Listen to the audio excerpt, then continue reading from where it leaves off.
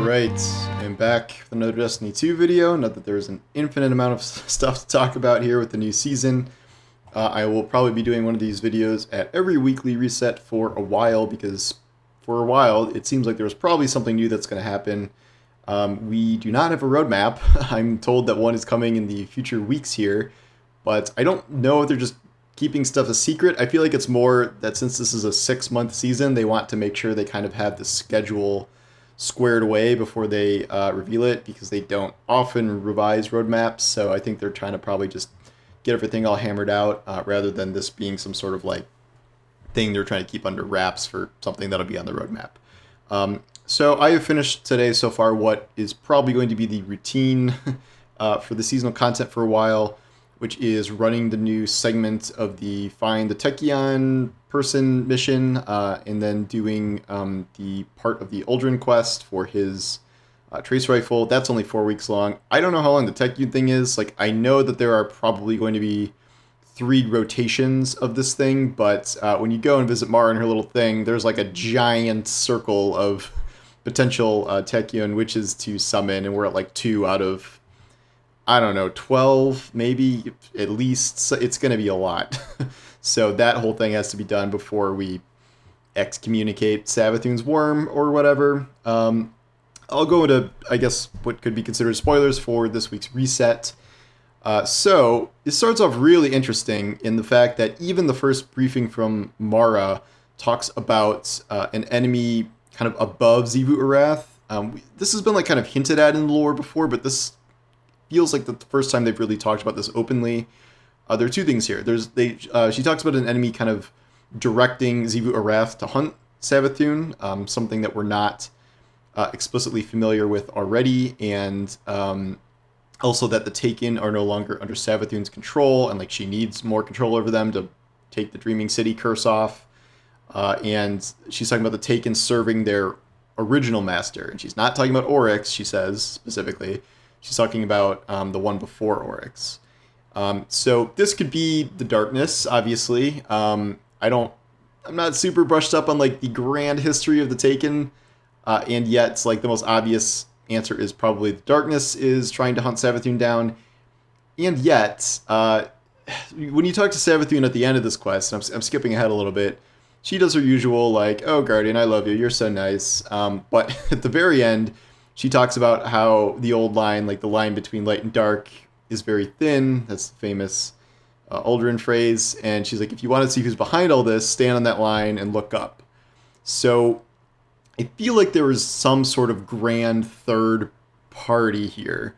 There is the darkness on one side with the pyramids. There is the traveler on the other side with the light and his orbness. I don't know. I don't know if there's more than one orb out there, but this is something maybe in the middle of these 2. That's kind of the balance here. And Savathun's always talking about how like things are not as binary as they appear, and you can be light and dark, which, I mean, we're doing that already. We're using light powers and darkness powers. So I don't know if this is like the reveal of some final being or some final big bad.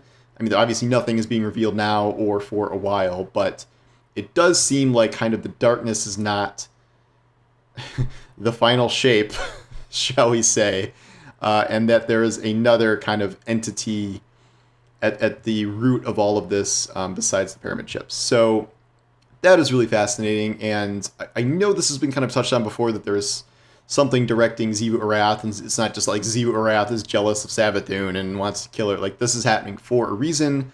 Something else is controlling the Taken now, and also kind of controlling the Scorn, which is unusual.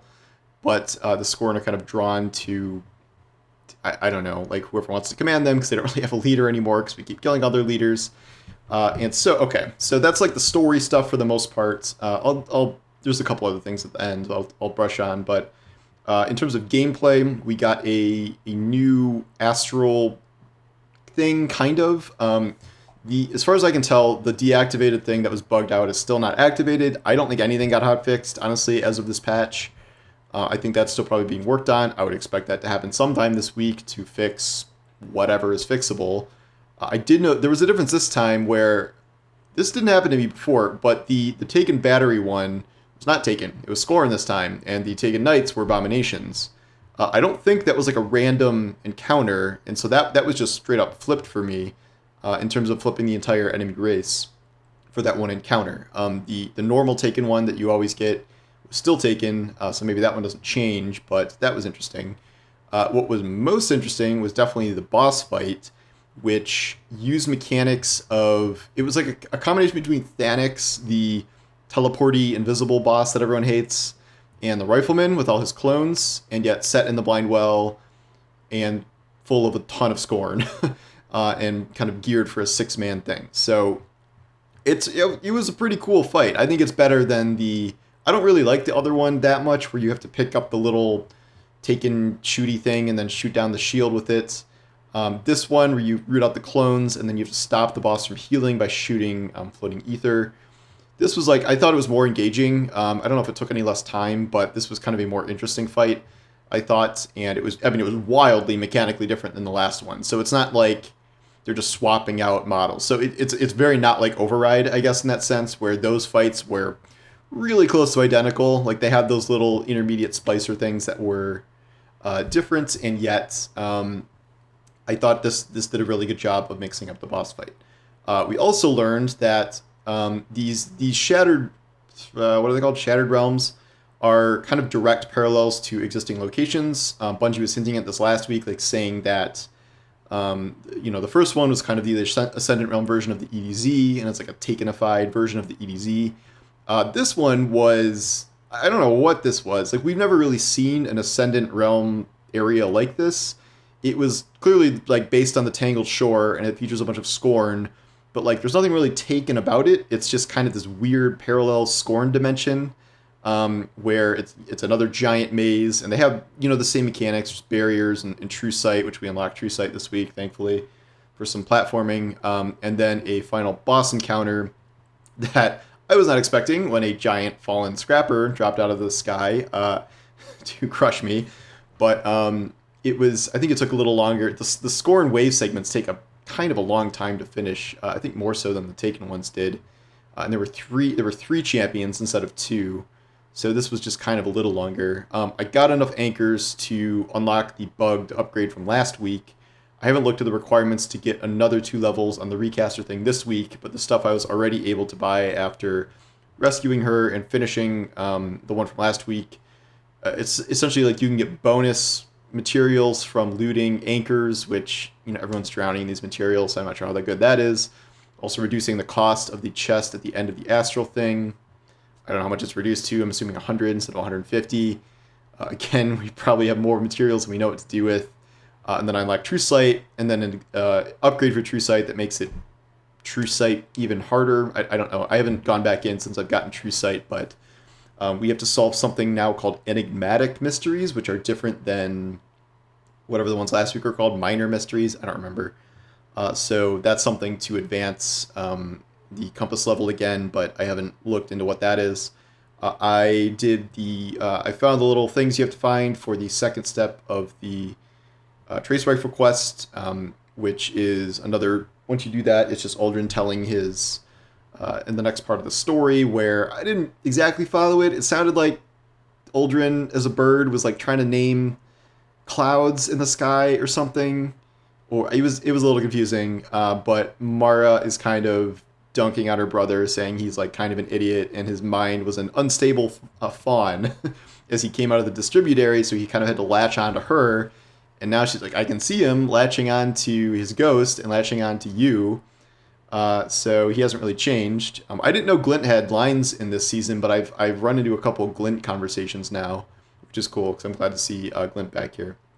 And so then once you do that, there are going to be 2 more weeks of this. I don't know what the end result of this is, if there's going to be an actual mission associated with this at the very end. It seems like we're opening some sort of door portal in this little space. So that is going to be something to watch. I assume there will be an actual mission tied to this. I don't know what it is or where it will be, but I'll look forward to that. There is another voicemail message you can listen to, which is Saint broadcasting out to try and find Osiris. We are not dancing around that they are in love at this point. It is very clear, which is cool to see in game. And then Ikora gets on. She's like, Saint, you don't have to manually record each of these messages. We can send this on a repeater signal. But maybe the best lore of the week is so you unlock a lore card after you listen to the transmission, and it's Saint going to Mithrax for help to try to find Osiris. And I don't know, it's just a cute little story of them like strategizing how to do it, and then they go to Europa to try and find some Vex tech so they can locate where Segura blew up on the moon, because they think that'll help them find Osiris. I'm not even sure that Osiris can be found. Isn't he trapped in some like ascendant dimension somewhere? Or like, also I don't really understand. I don't really understand the Osiris thing. In like, obviously we knew Osiris was Savathun the whole time, and yet I'm confused about like, there's the new lore in like the bow where it has Osiris's voice like inside his own head, seeing Savathun act as him, and it's like really dark and trippy and weird.